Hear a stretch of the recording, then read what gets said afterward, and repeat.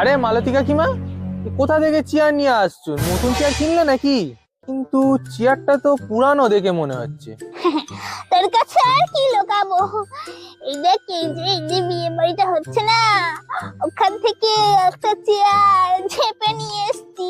বাবা, তোমার দ্বারাই সম্ভব এইসব। বাকি অন্য কেউ এসব করে দেখাক দেখি। আমার নাম না মালতী, হ্যাঁ মালতী।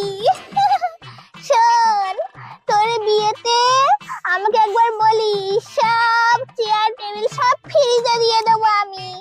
এত চুরি করে বাড়িতে গঠান করে রেখেছি। আর তোমার বাড়ি এত চেয়ার আছে, তুমি আমার বিয়েতে ভাড়াও দিতে পারবে?